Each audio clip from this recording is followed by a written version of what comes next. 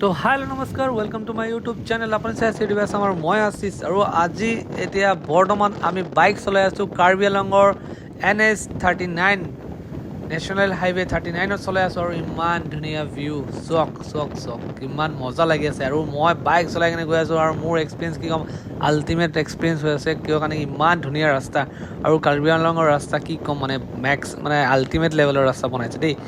সঁচাকৈ কৈ আছোঁ ইমান ধুনীয়া ভিউ চক, ওপৰ পিনে এটা ৰাস্তা আৰু তলৰ এইডোখৰ দৃশ্য চাইছে কিমান মজা লাগিছে। কিন্তু ইয়াত থিয় হৈ কিনে বহুতকেইটা ফটো মাৰিছোঁ আৰু ভিডিঅ' বনাই দিছোঁ যাতে এইখন ভিডিঅ'ত এড কৰিব পাৰোঁ আৰু আপোনালোকে চাব পাৰিব দেওপানী মন্দিৰ যোৱাৰ কাৰণে ইমান ধুনীয়া ৰাস্তা। তো ফাইনেলি আহি পালোঁ আমি দেওপানী মন্দিৰৰ গেট আৰু আমাৰ সন্মুখতে আছে দেওপানী মন্দিৰৰ গেটখন আৰু চাই কিনে ইমান ভাল লাগিছে নহয় কিয় কাৰণে মোৰ ডেষ্টিনেশ্যন কমপ্লিট হৈ গ'ল এনেকুৱা লাগি আছে, কিন্তু কমপ্লিট হোৱা নাই। এতিয়া আমি এইখন ৰাস্তাৰে ভিতৰত সোমাই যাওঁ মেইন গেটলৈ। এতিয়া আগত আহি পালোঁ চক, এইটো হৈ গ'ল দেওপানীৰ মেইন গেটৰ আপোনাৰ ভিউ হয়। চাৰিপিনে বহুতকেইটা দোকান পোহৰ আছে, চব পূজা মেলাৰ দোকান পোহৰ হয়। ইয়াৰ পৰা পূজাৰ বস্তু কিনি কিনে আপোনালোকৰ ভিতৰত গৈ কিনে পূজা কৰিব পাৰিব। আৰু এইটো হৈ গ'ল মেইন গেট, একদম মেইন গেট হয়তো। আৰু বহুত ধুনীয়া লাগিছে ইয়াত অহাৰ পিছত, মানে কি ক'ম, বেলেগ এটা ফিল হৈ আছে, একদম আল্টিমেট লাগি আছে, বহুত ভাল লাগিলে। আৰু কোনে ইয়াত আহিছে কমেণ্টছ কৰি জনাব আপোনালোকে। যদি ইয়াত আপোনালোকে আহিছে তেনে কমেণ্টছ কৰিবচোন কোনে গৈছে, মই চাওঁ।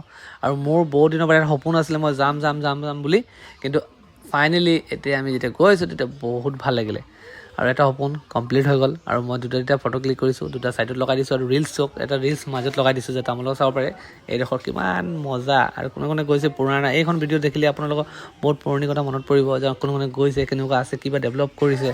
কিন্তু বহুত দূৰ আছিলে, ইমান ওচৰতো নহয়। আমি তিনিচুকীয়াৰ পৰা গৈছোঁ সেইখন মন্দিৰ চাবলৈ, এতিয়া বহুত দূৰ হৈ গ'ল আমাৰ কাৰণে, বহুত ডাঙৰ ৰাইড কৰিছোঁ এটা।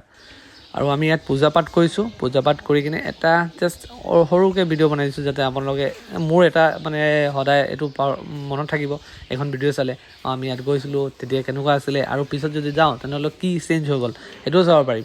আৰু এইটো হ'ল আমাৰ অসমৰ ছেকেণ্ড আপোনাৰ চবতকৈ ডাঙৰ শক্তিপীঠ হয়।